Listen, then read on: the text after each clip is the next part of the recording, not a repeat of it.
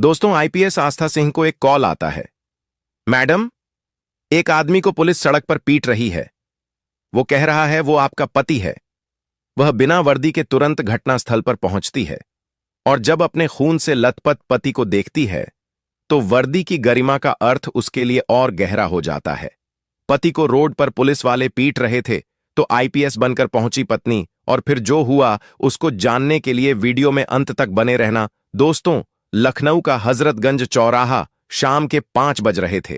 आसमान में बादल घिर आए थे, हल्की हल्की हवा चल रही थी और ट्रैफिक का शोर हर रोज की तरह कानों में घुलता जा रहा था। उसी भीड़भाड़ वाले चौराहे पर एक साधारण सा आदमी, राहुल वर्मा, अपनी पुरानी स्कूटी पर धीरे धीरे स्कूल से लौट रहा था। उसके हाथ में बच्चों की कुछ नोटबुक थीं जिन्हें घर ले जाकर जांचना था। राहुल एक सरकारी स्कूल में शिक्षक था। शांत स्वभाव, विनम्र व्यक्तित्व और जिंदगी को नियमों के हिसाब से जीने वाला इंसान। लेकिन उस दिन उसकी जिंदगी के उसूल कुचल दिए गए। सड़क के बीचों बीच जनता के सामने कानून के रक्षक ही कानून को रौंदते हुए नजर आए। जैसे ही वह चौराहे पर पहुंचा, अचानक एक पुलिस की गाड़ी हूटर बजाती हुई उसके पास से निकली। राहुल ने स्कूटी किनारे कर दी, लेकिन तभी पीछे से एक चीखती आवाज आई, अबे ओ मास्टर, तूने साहब की गाड़ी को क्यों नहीं रोका? देख नहीं रहा वाईपी मूवमेंट हो रहा है? यह आवाज थी कांस्टेबल मिश्रा की, जो उस वक्त ड्यूटी पर था। राहुल कुछ समझ पाता इससे पहले ही उसका कॉलर पकड़ा गया। साहब, मैंने तो स्कूटी साइड में ही कर दी थी। बोलता बहुत है रे तू, चल उतर। कांस्टेबल मिश्रा ने बिना कुछ सुने उसे स्कूटी से खींचकर नीचे गिरा दिया। स्कूटी एक तरफ गिर गई और राहुल जमीन पर। उसके हाथ से नोटबुकें फिसलकर सड़क पर फैल गईं। राह चलते लोगों ने पलटकर देखा, पर किसी ने कुछ नहीं कहा। एक और पुलिस वाला दौड़ता हुआ आया, एसआई ठाकुर। वो मौके पर पहुंचते ही गरजा, सड़कों को बाप की जागीर समझ रखा है क्या? वीआईपी आने वाला है और ये बीच सड़क पर ड्रामा कर रहा है। फिर क्या था, 3-4 पुलिस वालों ने मिलकर राहुल को डंडों से पीटना शुरू कर दिया। उसके सिर से खून निकलने लगा, होंठ फट गए और शरीर पर खरोंचें उभर आईं। भीड़ में खड़े एक आदमी ने साहस करके राहुल का आईडी कार्ड उठाया जो गिर पड़ा था। राहुल वर्मा, शिक्षक, और ये रहा मोबाइल नंबर। उसने कांपते हाथों से उस नंबर पर कॉल किया। फोन की घंटी बजी। आईपीएस आस्था सिंह अपने दफ्तर में बैठी केस फाइलों में डूबी हुई थीं। जैसे ही उन्होंने फोन उठाया, दूसरी तरफ से घबराई हुई आवाज आई, मैडम, मैं एक राहगीर हूं। आपके पति को पुलिस वाले बीच सड़क पर पीट रहे हैं। उन्होंने खुद कहा कि आप उनकी पत्नी हैं, आईपीएस आस्था सिंह। एक पल को आस्था की सांस थम गई। कुछ पल के लिए उनकी सोचने की क्षमता रुक गई। कहां हो आप? उन्होंने झटपट पूछा। हजरतगंज चौराहे पर, वीआईपी मूवमेंट के पास। आस्था ने बिना समय गंवाए अपने ड्राइवर को बुलाया। वर्दी नहीं पहनी, सिर्फ एक शॉल ओढ़ी, चप्पल पहनी और गाड़ी में बैठकर निकल पड़ी। उनका चेहरा शांत था, लेकिन आंखें आग की तरह जल रही थीं। आस्था की गाड़ी भीड़ के पास रुकी। उन्होंने बिना किसी को कुछ बताए सीधा राहुल की ओर दौड़ लगाई। राहुल जमीन पर पड़ा था, उसका चेहरा खून और धूल से सना था। आस्था घुटनों के बल उसके पास बैठ गईं। राहुल, राहुल, मेरी बात सुनो, आंखें खोलो, मैं आस्था हूं, तुम्हारी आस्था। राहुल ने धीरे धीरे आंखें खोलीं।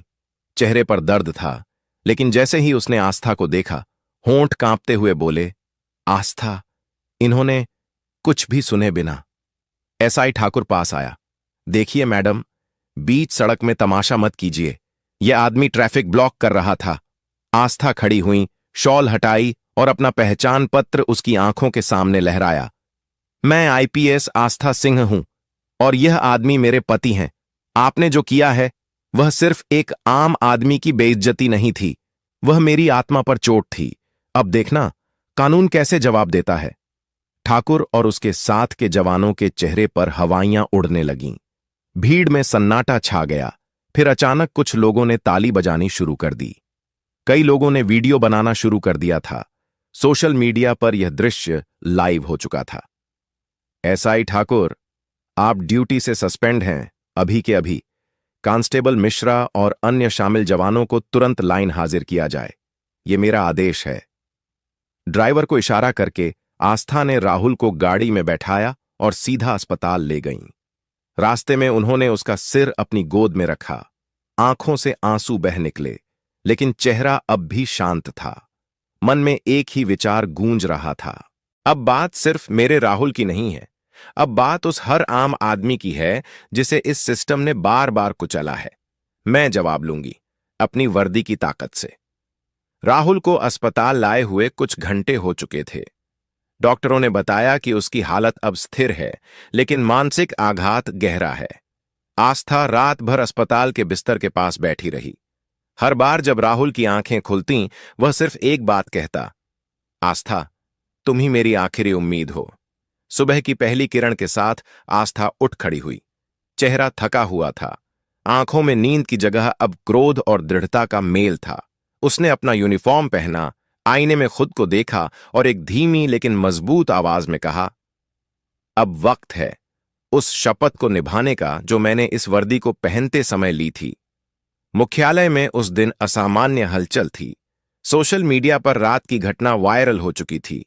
आईपीएस आस्था सिंह के जवाबी एक्शन की तारीफ हो रही थी, लेकिन पुलिस महकमे में यह बात भी चर्चा का विषय बनी थी कि एक आईपीएस ऑफिसर ने मीडिया के सामने अपनी भावनाएं जाहिर कीं। आस्था मुख्यालय पहुंची, सीधे आईजी ऑफिस की ओर बढ़ी। रास्ते में सभी अधिकारी उन्हें देखकर सम्मान से खड़े हो रहे थे, लेकिन कुछ की आंखों में डर और कुछ में सवाल थे। आईजी साहब जनार्दन प्रसाद अनुभवी अफसर थे। उन्होंने आस्था को बैठने का इशारा किया। मैं जानता हूं कि तुम्हारे साथ बहुत गलत हुआ, लेकिन तुम्हारे एक्शन ने पूरे डिपार्टमेंट को हिला दिया है। आस्था की आवाज शांत लेकिन ठोस थी। सर, यह सिर्फ मेरा मसला नहीं है। अगर राहुल की जगह कोई और होता, एक आम आदमी, तो क्या वो इंसाफ पा पाता? मैं नहीं चाहती कि मेरी वर्दी किसी का डर बन जाए। मैं चाहती हूं कि यह वर्दी भरोसे की मिसाल बने। आईजी साहब ने गहरी सांस ली। क्या तुम चाहती हो कि इस केस की जांच खुद तुम करो? आस्था की आंखों में चमक थी। नहीं सर, मैं इस केस की जांच नहीं करूंगी, लेकिन मैं यह सुनिश्चित करूंगी कि एक स्वतंत्र और निष्पक्ष जांच हो। मैं चाहती हूं कि एक एसआईटी बनाई जाए जिसमें किसी भी जिले से अधिकारी हो सकते हैं।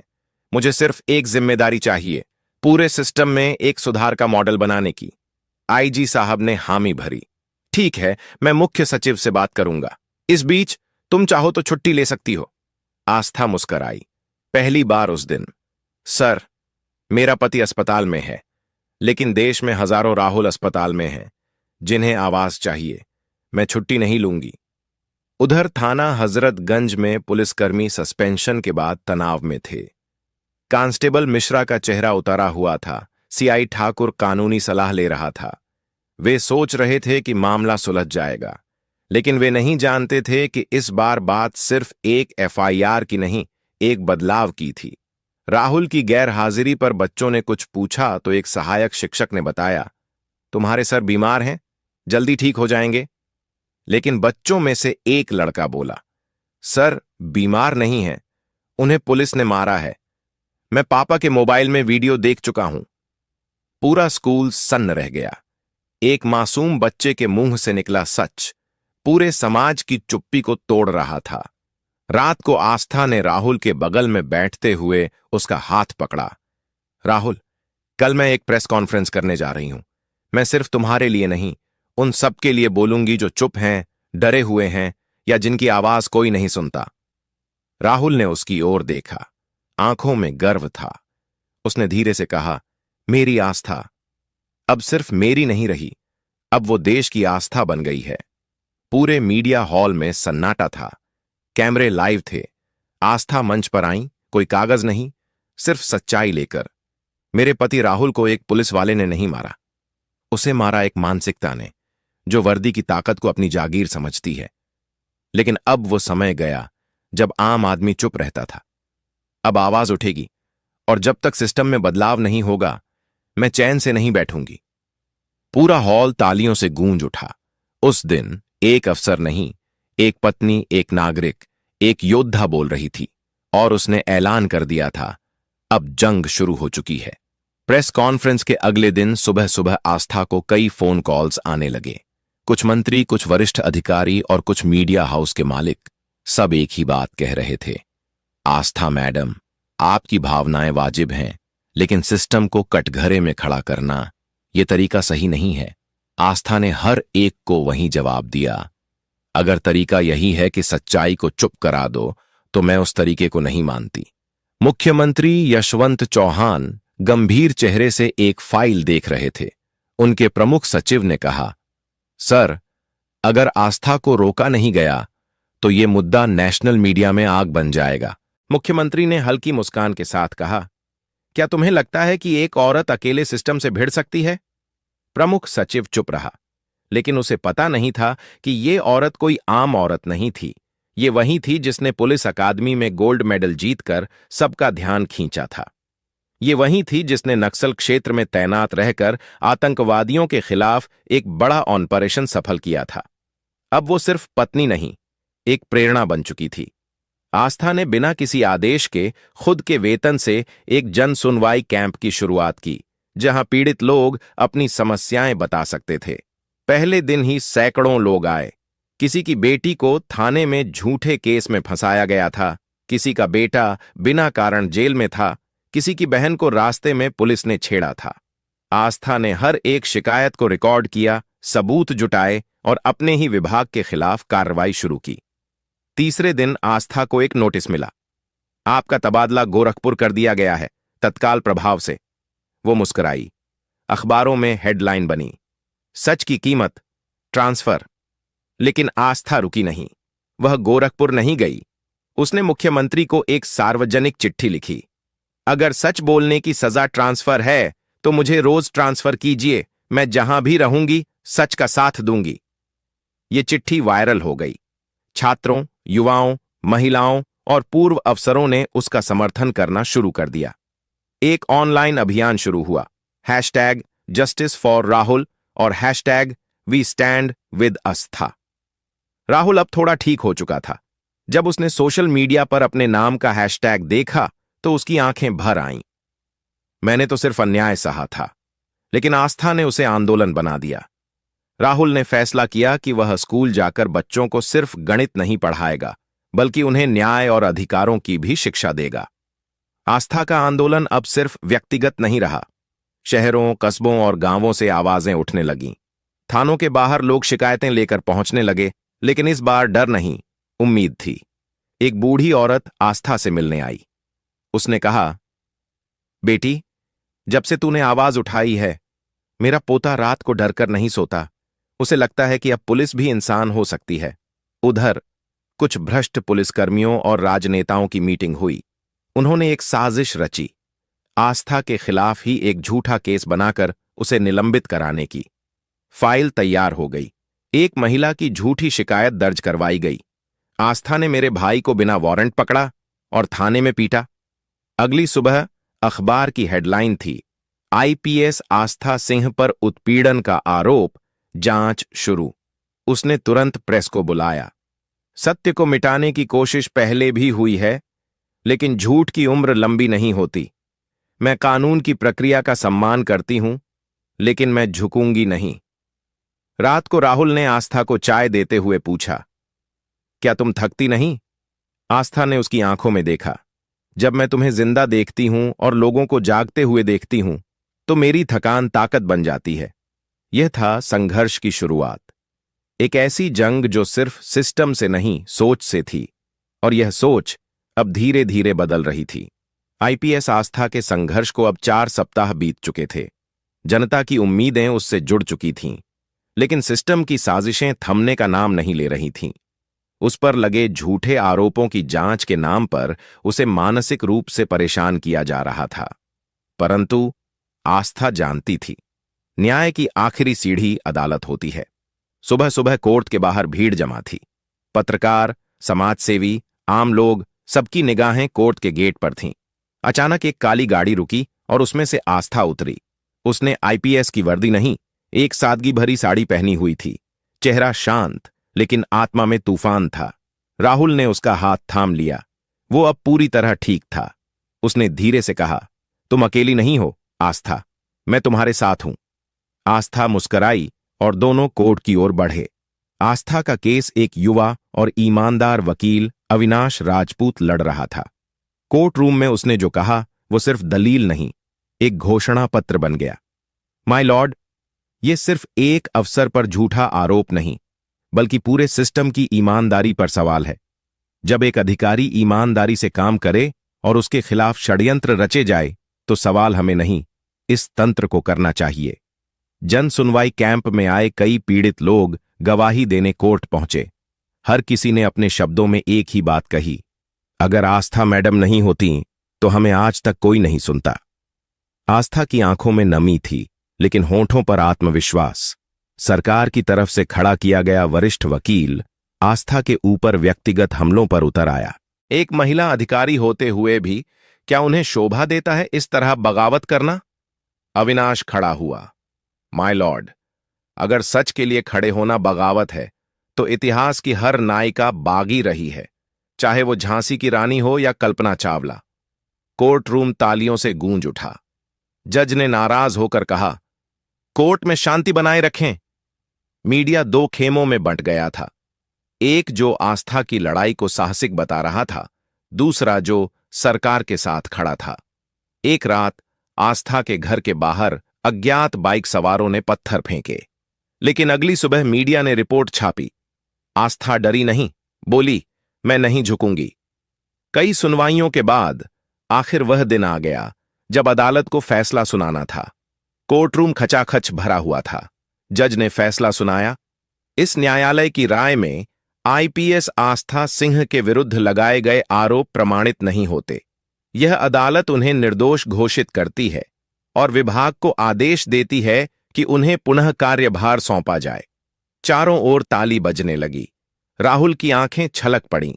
आस्था ने सिर झुकाकर अदालत को प्रणाम किया। आस्था को दोबारा उसी जिले में पोस्ट किया गया जहां से साजिशें शुरू हुई थीं, लेकिन इस बार वो अकेली नहीं थी।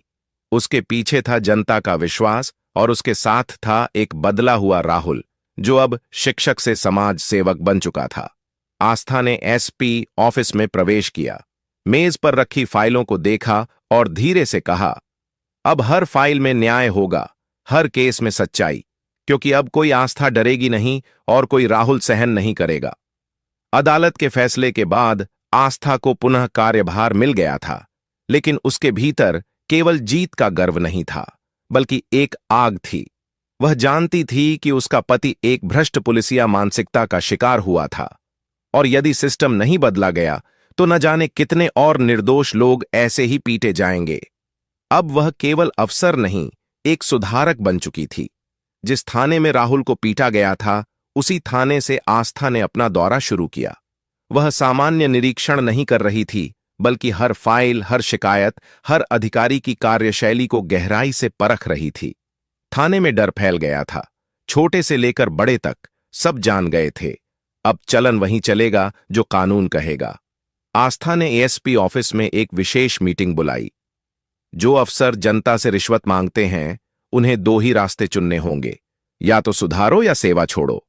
अब इंसाफ सिर्फ कागज पर नहीं होगा, जमीन पर होगा। आस्था ने एक विशेष टास्क फोर्स बनाई, इंटरनल अकाउंटेबिलिटी सेल, आईएसी। इसका नेतृत्व वह स्वयं कर रही थी। हर जिले के थानों की गोपनीय जांच शुरू हुई। हर जगह से भ्रष्टाचार की कहानियां निकलकर आने लगीं। फर्जी केस, झूठी गिरफ्तारी, महिला शिकायतकर्ताओं से अभद्रता। आस्था की टीम ने 18 दिन में 23 अफसरों को सस्पेंड किया। एक वरिष्ठ अधिकारी ने नाराज होकर कहा, आप सिस्टम को तोड़ रही हैं मैडम। आस्था ने मुस्कुराकर जवाब दिया, नहीं सर, मैं सिस्टम को साफ कर रही हूं ताकि यह जनता के काम का बन सके। आस्था ने पुलिस ट्रेनिंग अकादमी में मानव व्यवहार और संवेदनशीलता पर विशेष सेमिनार शुरू करवाए। उसने कहा, एक पुलिस वाले की पहली पहचान उसकी वर्दी नहीं, उसकी संवेदना होनी चाहिए। उसी अकादमी में राहुल को भी बुलाया गया। उसने अपने अनुभव साझा किए। मैं एक आम नागरिक था, आपके जैसा नहीं, लेकिन आपके भरोसे पर जीता था। उस दिन जब मुझे पीटा गया, सिर्फ शरीर नहीं टूटा, सिस्टम पर मेरा विश्वास भी टूटा। पर आज मेरी पत्नी और आप जैसे ईमानदार अफसरों की वजह से वो भरोसा फिर लौटा है। एएसपी आस्था ने जनता की पुलिस योजना शुरू की। हर हफ्ते एक थाना एक गांव में शिविर लगाएगा। हर शिकायत, हर दर्द को सीधा सुना जाएगा। वो कहती थी, हम जब जनता के टैक्स से तनख्वाह लेते हैं तो जनता की सेवा से मुंह नहीं मोड़ सकते। एक गांव की बुजुर्ग महिला ने उसके पैर छूते हुए कहा, बिटिया, तू पुलिस वाली है, पर तू हमारे लिए मसीहा बनाई है। मीडिया और शासन ने आस्था को राष्ट्रीय स्तर पर सम्मान देने की बात कही, लेकिन उसने एक प्रेस कॉन्फ्रेंस में विनम्रता से कहा, मुझे पदक नहीं चाहिए, मुझे हर पुलिस चौकी पर सच्चाई चाहिए। अगर एक आईपीएस पद का मतलब सिर्फ वर्दी पहनना है तो वो खोखला है, लेकिन अगर इस पद से एक आम आदमी की चीख सुन सकें, तब जाकर हम सच्चे अफसर बनते हैं। सिस्टम में सुधार करते करते उसने कई दुश्मन बना लिए थे। कुछ अफसरों ने उसे धमकियां दी, कुछ नेताओं ने ट्रांसफर की धमकी दी, लेकिन अब आस्था डरने वालों में नहीं थी। राहुल ने एक रात उससे पूछा, क्या तुम्हें डर नहीं लगता? आस्था ने मुस्कुराकर जवाब दिया, डर मुझे पहले लगता था, जब तुम सड़क पर पिटे थे और मैं कुछ नहीं कर सकी थी। अब डरने की बारी उनकी है जो अपनी वर्दी का गलत इस्तेमाल करते हैं। आस्था की मुहिम अब सिर्फ सुधार तक सीमित नहीं थी। भ्रष्टाचार की गहरी जड़ें उखाड़ने के प्रयास में वह बहुत से बड़े अधिकारियों के निशाने पर आ गई थी। लेकिन वह जानती थी, इस रास्ते पर चलना आसान नहीं होगा। उसके पास अब सिर्फ वर्दी नहीं थी, बल्कि एक ऐसा अनुभव था जिसने उसे लोहे की तरह मजबूत बना दिया था। आस्था ने फैसला किया कि भ्रष्टाचार के सबसे बड़े गढ़ों में से एक, जिला क्राइम ब्रांच, की जांच स्वयं करेगी। उसके पास गोपनीय सूचनाएं थीं कि वहां से नशा, हथियार और अवैध जमीन सौदों को संरक्षण दिया जा रहा है। उसने बिना किसी को बताए रात 2 बजे टीम के साथ रेड डाली। वहां पकड़े गए एक दरोगा ने घबराकर कहा, मैडम, ऊपर से आदेश है, हम मजबूर हैं। आस्था ने उसकी आंखों में देखा और कहा, ऊपर अब मैं हूं और मजबूरी अब तुम्हारा बचाव नहीं, तुम्हारा अपराध है। राहुल ने अब अपने भीतर की बेचैनी को शब्दों में ढालना शुरू कर दिया था। वह एक जन जागरूकता अभियान में जुड़ गया। एक पत्रकार ने उससे पूछा, आपकी पत्नी आईपीएस है, आप खुद क्यों इतना आगे आ रहे हैं? राहुल ने मुस्कुराकर कहा, क्योंकि अन्याय ने मुझे मारा था, और अब जब मुझे न्याय की ताकत मिली है तो मैं चुप नहीं रह सकता। मैं हर उस आम आदमी की आवाज बनना चाहता हूं जो अपनी बात कह नहीं पाता। अब आस्था और राहुल दोनों मिलकर जनहित मंच चला रहे थे, जहां पीड़ितों को कानूनी मदद और मीडिया का प्लेटफॉर्म भी मिलता था। एसपी आस्था की कार्रवाइयों से सत्ता के कुछ चेहरे परेशान होने लगे। एक विधायक, जिसके गुंडों पर एफआईआर दर्ज हुई थी, मुख्यमंत्री कार्यालय तक शिकायत लेकर गया। ये अफसर तो बगावत पर उतर आई है। सीएम ने कहा, या तो तुम सुधर जाओ या तैयार हो जाओ, अब सत्ता की सोच भी बदल रही है। सीएम ने आस्था को बुलाकर कहा, तुम्हारी लड़ाई मेरी लड़ाई है, आगे बढ़ो, हम तुम्हारे साथ हैं। यह समर्थन मिलने के बाद आस्था की ताकत कई गुना बढ़ गई। अब आस्था ने नशे के कारोबार पर सबसे बड़ा वार किया। 48 घंटे के भीतर 17 ठिकानों पर छापेमारी हुई, 35 से अधिक गिरफ्तारियां हुईं और 5 करोड़ की अवैध संपत्ति जब्त की गई। मीडिया की सुर्खियां कहती थीं, आईपीएस आस्था बनी नारी शक्ति की मिसाल, माफिया राज को दिया बड़ा झटका। एक लड़की ने सोशल मीडिया पर लिखा, मैडम, जब भी आपको देखती हूं लगता है जैसे हमें भी लड़ने की ताकत मिल रही है। एक दिन जब आस्था घर लौटी तो उसके माता पिता बैठे थे। उसकी मां ने उसकी आंखों में देखा और कहा, बेटी, तू अब सिर्फ हमारी नहीं रही, तू अब इस देश की बेटी बन गई है। उसके पिता, जो कभी चाहते थे कि आस्था डॉक्टर बने, अब भावुक होकर बोले, हमने तो सोचा था तू किसी का इलाज करेगी, पर तूने तो पूरे सिस्टम का इलाज कर दिया। लेकिन आस्था की सबसे बड़ी लड़ाई बाहर नहीं, उसके भीतर चल रही थी। रात को सोते समय जब वह राहुल को देखती तो कभी कभी उस दिन की तस्वीरें फिर जहन में लौट आती, जब वह लहूलुहान सड़क पर पड़ा था। मैंने बहुत देर कर दी थी, वह बुदबुदाती। राहुल उसका हाथ पकड़कर कहता, तुमने जो किया वो कोई नहीं कर सकता, तुम मेरी नहीं, इस देश की रीढ़ हो। आस्था जानती थी यह रास्ता अंतहीन है, लेकिन अब वह पीछे मुड़ने वालों में से नहीं थी। उसकी आंखों में अब भी आग थी, लेकिन उस आग में केवल गुस्सा नहीं, उम्मीद भी थी। 3 साल बीत चुके थे।